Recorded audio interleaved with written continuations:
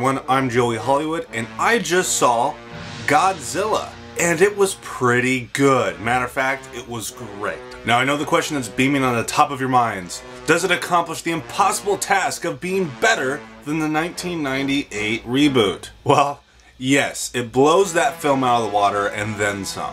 This is not just a good Godzilla movie. This is a good movie, period.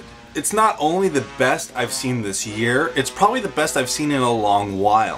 What I appreciate most about this movie is it doesn't rely on its title to bring an audience in, like so many other movies do nowadays. Like, the studio knows that there's going to be an audience if they have a movie with Spider-Man in the title. They don't have to make a good movie.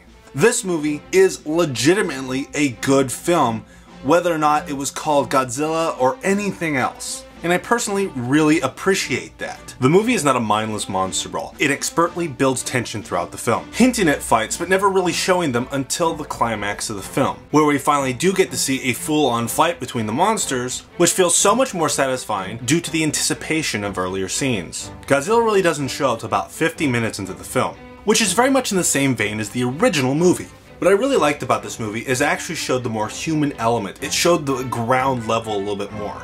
That the destruction that these monsters cause is horrific. Too many movies nowadays have major cities just getting demolished, and it's treated like an action sequence when really something like this would be horrific. This movie is horrific. They treat Godzilla like a natural disaster, like a hurricane, which provides a great and unique viewing experience. The pacing and score perfectly builds tension, and very much reminds me of early Spielberg movies. This is the first time since I saw the original Star Wars trilogy in the theaters that I wanted to go and see the movie multiple times. Matter of fact, I will. Now, no movie is without flaws, especially not a Godzilla movie. You'll have to sit and watch them all, then the monitor is mine.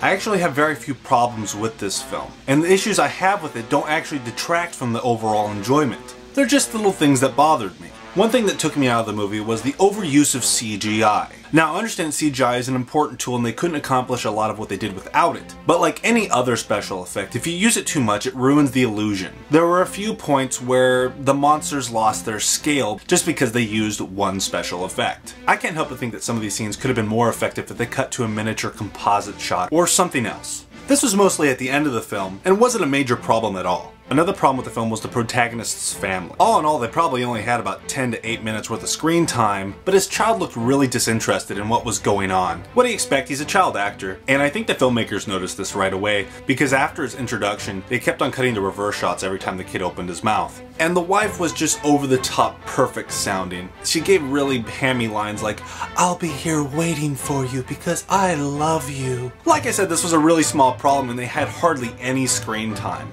And it doesn't really detract from the overall awesomeness of the movie. I have to say this movie's worth the price of admission, because to get the full effect of this movie, it's really meant to be seen on the big screen.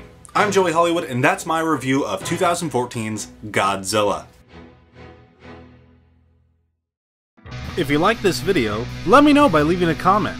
And be sure to hit that subscribe button. If you'd like to learn more about Joey Hollywood films, be sure to like my FacialBook page and stalk me on the Twitter. Be sure to check out my Patreon page. You can donate as little as $1.